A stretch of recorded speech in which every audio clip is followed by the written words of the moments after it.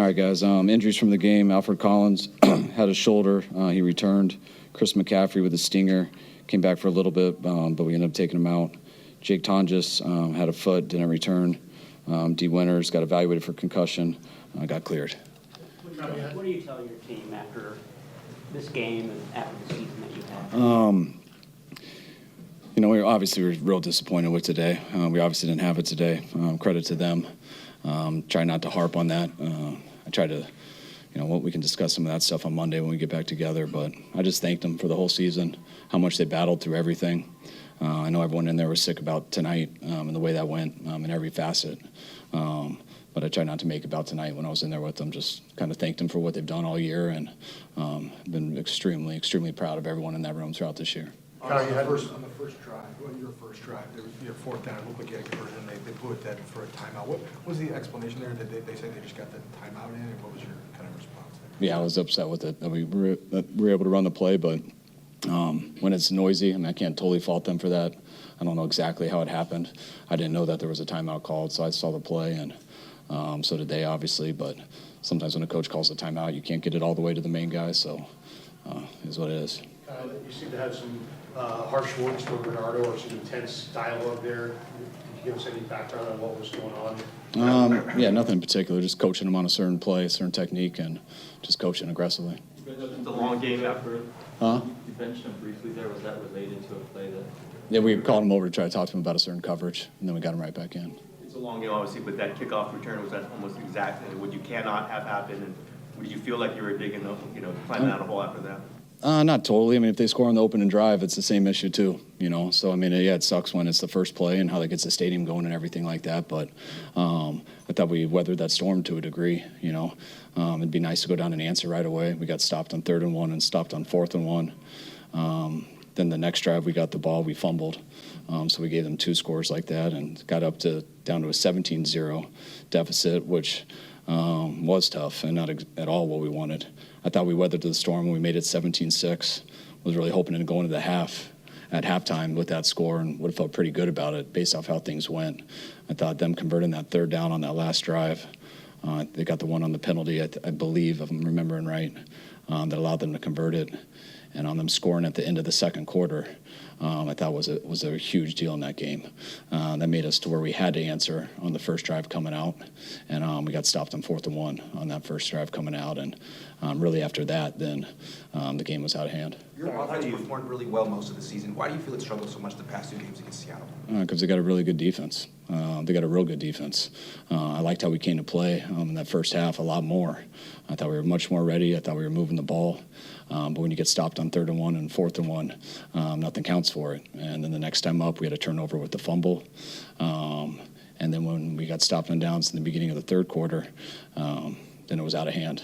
And then we got away from the run, trying to get back into it. And that team doesn't give up big plays. That's why they're number 1 in the league over the last 2 years and not giving up big plays. And when you get down a lot, and it's going to be tough to get back if you can't generate those big plays. How do you think Brock played? I think they only had a couple sacks, but he was running for his life a lot. I thought, no one played perfect. No one played great today. No one coached great today. They got us pretty good. So, but I thought Brock made a number of plays out there. But on the second half, it got away from all of us. Kyle, obviously this is fresh right now, but how do you process, the resilience you guys showed to get this far with all the stuff you had to deal with during the season and the way it ends tonight? I'll process that over the next. I'm going to process that a lot tonight. I'll do it a lot tomorrow. I'll do that over the next month. You think about the season always throughout the off season. Tonight's a little hard. I tried to articulate that to the guys so we didn't get caught up so much tonight. Like I said earlier, I'm very proud of a lot of guys in there, and we're extremely disappointed right now. But that doesn't take away for how I feel about the guys in there. I know he didn't play, but Fred Warner wanted to play, and you had to kind of keep him at bay with it. He was in the box, came down at some point in the game to kind of get the team together. What can you just say about what he was able to kind of do out there to kind of help the defense to push through? Because they had a few plays where they were stopping the Seahawks offense quite a bit. Fred was awesome in how he tried to come back and get ready to play for next week. But, nothing matters with guys coming on the sidelines. Well, this loss is historic in terms of 49er playoff losses. Just wondering, to have a season end like this, do you just kind of flush it? Or do you think that the imbalance of this loss is going to linger? No, it's a loss. It's very understandable to see how it got away. We'll do that from a football standpoint, and you evaluate that throughout the offseason. But it was a tough playoff loss, but definitely don't make more of it than what it was. It was a loss. The third and one and the fourth and one that you got stopped on, you've had a lot of success with Purdy sneaking there. What, just not like the look on either of those, or what kind of was behind the play calls there? Yeah, if the sneak was there, we would have done it. You know, they take away the sneak. So we sneak it when it's there, and they played all the sneak. They took up all the gaps on the inside on the plays, and we liked the pass. And then on the fourth down, we thought we could get to the edge because they're all inside playing the gaps to take away the sneak. So we thought we could leave one on the edge to option, and we missed that. And there was two on the edge, which made it a problem to option them. There's another question that you're going to have to think about some, but what you accomplished this season with all the injuries, the young players playing, does it lead you to believe what's possible next season? Do you start thinking about that? Yeah, I mean, I always will think about what's possible and stuff, and you know, but I mean, it's definitely the last thing I've thought about. I mean, I haven't thought about that at all recently, and haven't thought about it all up to this moment. But you know, a lot of guys got to play this year that haven't played in the past, and that should help us for the future. But we'll come in Monday, and we'll deal with all this stuff, put this game to bed, and deal with all the players, and then we'll very quickly start on our off-season plan and how to build this team the best way possible to give us a shot next year. With Sam coming in with the oblique strain and not going through warm-ups, did you guys feel that you wanted to attack him? And is that pressure just hasn't been there throughout the season? Yeah, I mean, I know Sam with having the oblique stuff, but warm-ups are like that, but it takes a while for the Toradol to kick in, so we knew he'd be fine once kickoff came, which that doesn't really have to do with pressure and stuff. That sometimes can affect how they throw, but usually when that Toradol kicks in, it doesn't. So Sam played really well today, but it was also just with the turnovers, the special teams touchdown, us getting stopped on 4th and 1 twice, which is the same as a turnover. That would actually, I think, be 5 if you count those. And it was a whole team deal.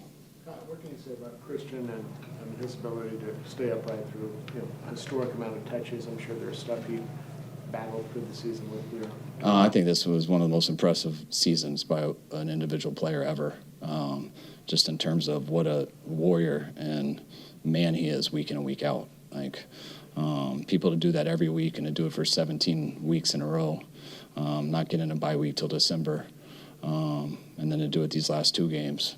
Like Christian finds a way every week. He commits himself 24 hours a day, 7 days a week, to get his body possible to go out there and compete. And I've never been around anything like that. The dude was unbelievable, his dedication to really empty the tank every single game. And to be able to do that many games in a row is something that I've never really seen before. Kyle, there's a distinct possibility you may lose both coordinators. What can you say about Sala and Kubiak and the job that they did this year for you? They've been unbelievable. I love both those guys. They're 2 as good of coaches I've been around, and I know both of them will be head coaches, whether it's in a week or so or whether it's over the next few years. But we're lucky to have those guys, and for our sake, I hope that we'll still have them next year. Would you let Kubiak go if it was a lateral move, if he had a play calling role as an offensive coordinator? No.